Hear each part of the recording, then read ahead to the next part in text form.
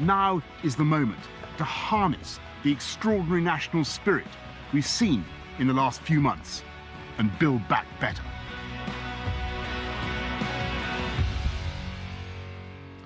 Good morning, conference. I want to begin by thanking you for everything you did at the election. Pounding the streets in the middle of winter, prodding leaflets through the letterbox and into the jaws of dogs to save this country from socialism and to win this party the biggest election victory in a generation. I was going to say how great it is to be here in Birmingham, but the fact is that we're not in Birmingham. This is not a conference hall, and alas, I can't see any of you in front of me.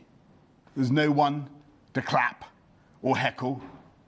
And I don't know about you, but I have had more than enough of this disease that attacks not only human beings, but so many of the greatest things about our country. Our pubs, our clubs, our football, our theatre, and all the gossipy gregariousness and love of human contact that drives the creativity of our economy. And so I want to thank you all for zooming in, and I can tell you that your government is working night and day to repel this virus, and we will succeed, just as this country has seen off every alien invader for the last 1,000 years. And we will succeed by collective effort, by following the guidance, and with the help of weekly and almost daily improvements in the medicine and the science, we will ensure that next time we meet, it will be face-to-face and cheek by jowl. And we're working for the day when life will be back to normal. Flying in a plane will be back to normal, and hairdressers will no longer look as though they're handling radioactive isotopes. And when we can go and see our loved ones in care homes. And when we no longer have to greet each other by touching elbows, as in some giant national version of the birdie dance. I know the people of this country are going to defeat this virus because I've seen how the country's responded before, with the energy and self-sacrifice of the NHS, the care workers, the armed services, the spirit that was incarnated in the boundless devotion of Captain Tom Moore. But after all we've been through, it isn't enough just to go back to normal. We've lost too much. We've mourned too many. We've been through too much frustration and hardship just to settle for the status quo ante, to think that life can go on as it was before the plague. And it will not, because history teaches us that events of this magnitude, wars, famines, plagues, events that affect the vast bulk of humanity, as this virus has, they don't just come and go. They are more often than not the trigger for an acceleration of social and economic change, because we human beings will simply not content ourselves with a repair job. We see these moments as the time to learn and to improve on the world that went before. And that's why this government will build back better. And to explain what I mean by build back better, I'll use a medical metaphor. I've read a lot of nonsense recently about how my own bout of COVID has somehow robbed me of my mojo. And of course, this is self-evident drivel, the kind of seditious propaganda that you would expect from people who don't want this government to succeed, who wanted to stop us delivering Brexit and all our other manifesto pledges. And I can tell you that no power on earth was and is going to do that. And I could refute these critics of my athletic abilities in any way they want. Arm wrestling, leg wrestling, Cumberland wrestling, sprint off, you name it. And yet, I have to admit, the reason I had such a nasty experience with the disease is that although I was superficially in the pink of health when I caught it, I had a very common underlying condition. My friends, I was too fat. And I've since lost 26 pounds, and you can imagine that in bags of sugar. And I'm going to continue that diet because you've got to search for the hero inside yourself in the hope that that individual is considerably slimmer. And when you look at the general economic condition of the country, when we went into lockdown, there was an analogy, a similarity, because we were on the face of it in pretty good shape. We had a record number of people in jobs, we had record low unemployment, we were seeing growing exports, and of course the only reason, as Rishi Sunak has pointed out, that in the last few months we've been able to cope with the cost of the pandemic, to look after jobs and livelihoods in the way that we have, is that in previous years we had sensible conservative management of public finances.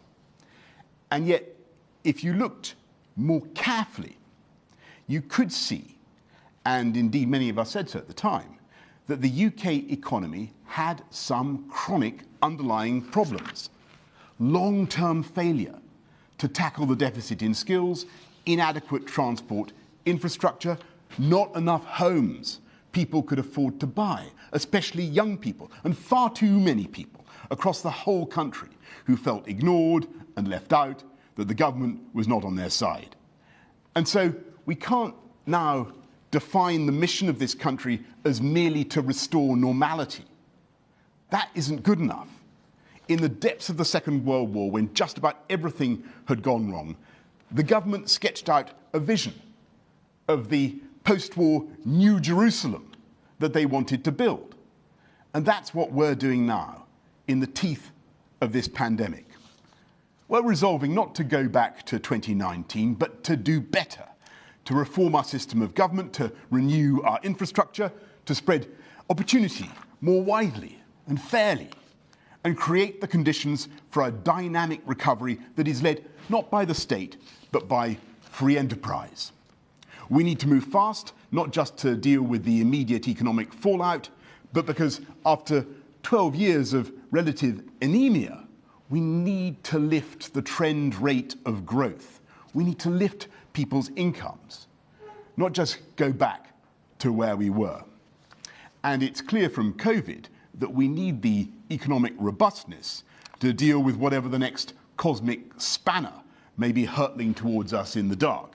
And the only way to ensure true resilience and long-term prosperity is to raise the overall productivity of the country. And the bedrock of national productivity is, of course, something that we are responsible for, having great public services on which everyone, families, businesses, investors, can rely. That means first, a great health service. And so it's right that this government is pressing on with its plan for 48 hospitals. Count them, that's 8 already underway, and then 40 more between now and 2030. We need to get on with recruiting the 50,000 more nurses, and I'm proud that we have 14,000 more since this government came into office. 14,000 more nurses now under this Conservative government in the last year, and yet that isn't enough. We've seen the frantic global scrabble for vaccines, for therapies, and so now we're doubling our funding for all types of revolutionary scientific breakthroughs with a national advanced research and projects agency. And while we're at it, we'll do what all governments have shirked for decades. We will fix the injustice of care home funding, bringing the magic of averages to the rescue of millions.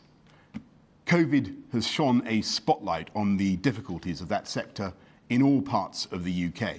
And to build back better, we must respond. Care for the carers as they care for us.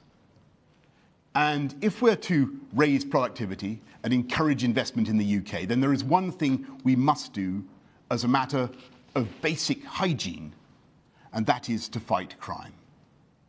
And so, yes, we are fulfilling our manifesto commitment to put another 20,000 officers out on the street, and I'm proud that we've already recruited almost 5,000. But fan though I am of the police, we need to see results, not just spending.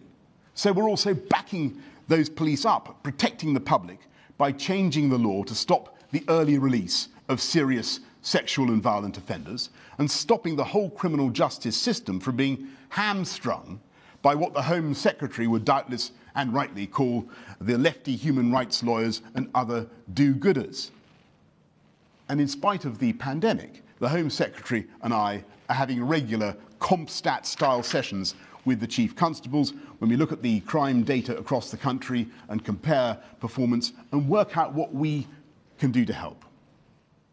Town by town, we're rooting out the county lines drugs gangs that are causing so much misery. And in that sense, our agenda is basic social justice. When I talk about levelling up, I mean making the streets safer for everyone. And when I talk about levelling up, I mean not just investing massively in our schools, delivering on our promise to raise per pupil funding to £4,000 per head in primary school and £5,000 per head in secondary school, as well as a £30,000 starting salary for teachers. I'm thinking not just about the inputs, but about the outputs, the changes in the lives of young people. And so I want to take further an idea that we've tried in the pandemic and to explore the value of one-to-one teaching, both for pupils who are in danger of falling behind and for those of exceptional abilities. We can all see the difficulties, but I believe such intensive teaching could be transformational and of massive reassurance to parents. It's in crises like this that new approaches are born. And last week, we grasped a nettle that has intimidated governments for the last century. We effectively broke down the senseless barrier between further education and higher education so that it's just as easy to get the funding you need for a training course in engineering or IT as for a degree in politics or economics. Because we're offering every adult 4 years of funded post-18 education, a lifetime skills guarantee, a lifetime skills guarantee. From internet shopping to working from home, it looks as though COVID has massively accelerated changes in the world of work. And as old jobs are lost and new jobs are created, we're offering free training for adults without A-levels in vital skills, from adult care to wind turbine maintenance. And the COVID crisis is a catalyst for change. So we need to give people the chance to train for the new jobs that are being created every day. And there's one area where we are progressing with gale force speed, and that is the green economy. The green industrial revolution that in the next 10 years will create hundreds of thousands, if not millions, of jobs. I can today announce that the UK government has decided to become the world leader in low-cost clean power generation, cheaper than coal, cheaper than gas. And we believe that in 10 years' time, offshore wind will be powering every home in the country, with our target rising from 30 gigawatts to 40 gigawatts. You heard me right. Your kettle, your washing machine, your cooker, your heating, your plug-in electric vehicle, the whole lot of them, will get their juice cleanly and without guilt from the breezes that blow around these islands. We will invest £160 million in ports and factories across the country to manufacture the next generation of turbines. And we'll not only build fixed arrays in the sea, we will build windmills that float on the sea, enough to deliver 1 gigawatt of energy by 2030. That's 15 times, floating windmills, 15 times as much as the rest of the world put together. Far out in the deepest waters, we will harvest the gusts, and by upgrading infrastructure in such places as Teesside and Humber and Scotland and Wales, we will increase an offshore wind capacity that is already the biggest in the world. As Saudi Arabia is to oil, the UK is to wind, a place of almost limitless resource, but in the case of wind, without the carbon emissions, without the damage to the environment. I remember how some people used to sneer at wind power 20 years ago and say it wouldn't pull the skin off a rice pudding. Well, they forgot the history of this country. It was offshore wind that puffed the sails of Drake and Raleigh and Nelson and propelled this country to commercial greatness. This investment in offshore wind alone will help to create 60,000 jobs in this country and help us to get to net zero carbon emissions by 2050. Imagine that future with high-skilled, green-collar jobs in wind, in solar, in nuclear, hydrogen, and in carbon capture and storage. Retrofitting homes, ground source heat pumps. Mother Nature has savaged us with COVID. But with the help of basic natural phenomena, we will build back and bounce back greener. And this government will lead that green industrial revolution. We will create the conditions for individuals and for companies to flourish with a high-skill, low-crime economy. And if there was a physical audience in front of me now, I would solicit cheers by shouting out the details of our revolution in transport infrastructure. The A roads we're going to upgrade, the rail lines we're building or electrifying, the simple ways in which we will improve your lives, your daily commute. But we must be clear that there comes a moment when the state must stand back and let the private sector get on with it. I have a simple message for all those on the left, the Labour Party, who think everything can be funded by Uncle Sugar, the taxpayer. It isn't the state that produces the new drugs and the therapies we're now using. It isn't the state that will hold the intellectual property of the vaccine if and when we get one. It wasn't the state that made the gloves and the masks and the ventilators that we needed at such speed. It was the private sector, with its rational interest in innovation and competition and market share and, yes, sales. We must not draw the wrong economic conclusion from this crisis. Rishi Sunak, the Chancellor, has come up with some brilliant expedients to help business, to protect jobs and livelihoods. But let's face it, he has done things that no Conservative Chancellor would have wanted to do except in times of war or disaster. This government has been forced by the pandemic into erosions of liberty that we deeply regret, and to an expansion in the role of the state, from lockdown enforcement to the many bailouts and subsidies that go against our instincts. But we accept them because there is simply no reasonable alternative. And yet, on the left, in the Labour Party, there are many who regard this state expansion as progress and who want to keep the state supporting furlough forever, keep people in suspended animation, and who want to keep the state preempting and spending almost half our national income. We Conservatives believe that way lies disaster, and that we must build back better by becoming more competitive both in tax and in regulation. We need to make this the best place to start a business, the best place to invest, and we need to unleash the urge not just to build, but to own. We need to fix our broken housing market. When COVID struck, there were millions of people, often young people, who found themselves locked down in rented accommodation, without private space, without a garden, forced to use ironing boards for desks and bedrooms for offices. And I know that there are many people who are, of course, very happy with renting, the flexibility that it offers. But for most people, it is still true that the overwhelming instinct is to buy. And many of them simply can't, not because they can't afford the mortgage, but because they can't afford the deposit. And the disgraceful truth is that levels of owner occupation for the under 40s have plummeted in this country, and millions of people are forced to pay through the nose to rent a home they can't truly love or make their own, because they can't add a knob or a knocker to the front door, and in some cases they can't even hang a picture, let alone pass it on to their children.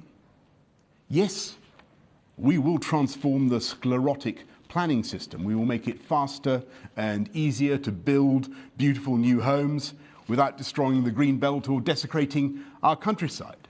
But these reforms will take time, and they're not enough on their own.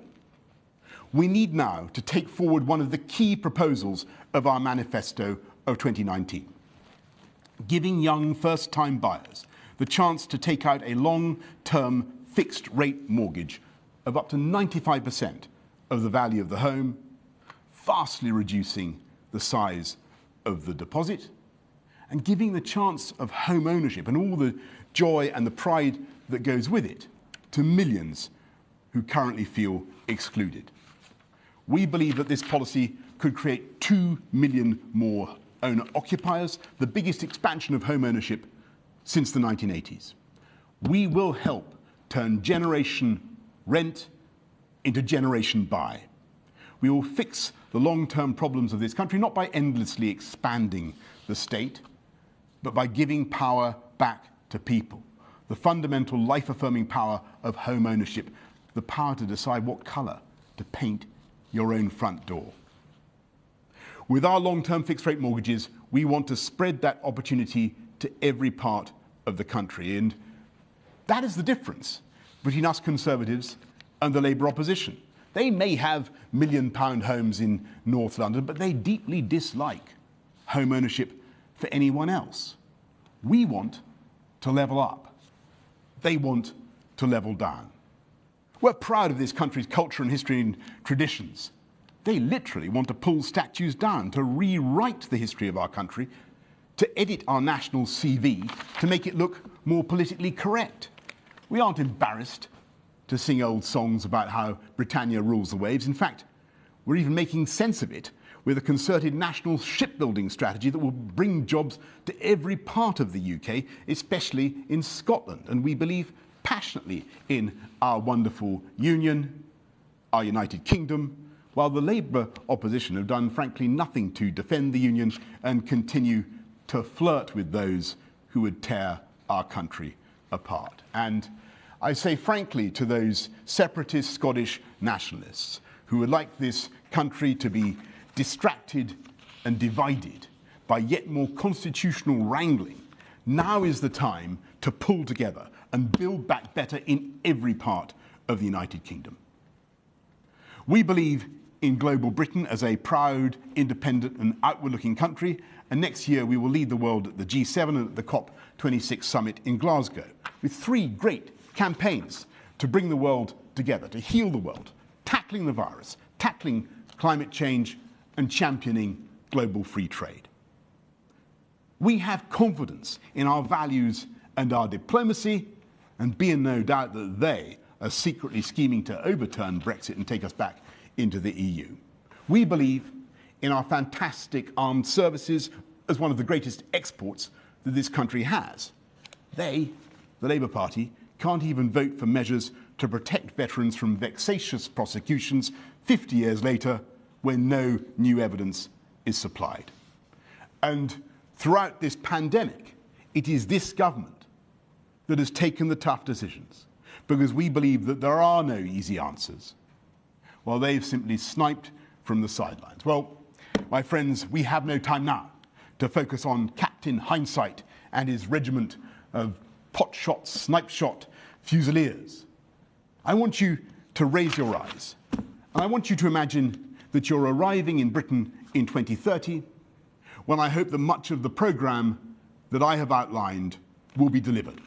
And you arrive in your zero-carbon jet made in the UK, and you flash your Brexit blue passport or your digital ID, you get an EV electric vehicle taxi, and as you travel around, you see a country that has been and is being transformed for the better, where young people in their 20s and 30s have the joy of home ownership, and where they can bring up children in the neighbourhoods where they grew up themselves, in the confidence that the schools are excellent and that crime is down, and instead of being dragged on big commutes to the city, they can start a business in their hometown, a place that has not only superb transport connections and green buses, but gigabit broadband, and where the workforce is abundantly equipped, not just with university degrees, but with the technical skills that the new economy demands. And among other landmarks, you will see 48 new hospitals and a population that is healthier and happier, and quite a bit thinner from a better diet and taking so much exercise in the new cycle lanes and walking among the millions of trees that have been planted and going for picnics in the new wild belts that now mark the landscape, you'll notice that the air is cleaner because most people are now driving EVs, while some of the trucks are actually running on hydrogen, and even some of the trains. And I believe you will see a Britain that is more united than for decades in its constitutional settlement, where Brexit has delivered a new excitement and verve, not just free trade and free ports, but control over our fisheries and the ability to do things differently and better, from innovation in tech and data and finance to improving our standards in animal welfare. Yes, you'll see a country that scrupulously controls its own borders, but which is in some ways more cosmopolitan than ever before, welcoming scientists and artists and people of talent from around the world. A Britain that is proud of our culture and history and unashamed of our heritage, but also unblinkered about the present, embracing every person with love and respect, whatever their race or creed or gender or orientation. That is the Britain we can build. In its way, and with all due respect to everywhere else, the greatest place on earth. Indeed, that is the country and the society that we are in the process of building. And I know that it seems tough now, when we're tackling the indignities and cruelty and absurdity of the disease. But I believe it's a measure of the greatness of this country, that we are simply not going to let it hold us back or slow us down. And we're certainly not going to let it get us down, not for a moment, because even in the darkest moments, we can see the bright future ahead. And we can see how to build it, and we're going to build it together. Thank you all very much.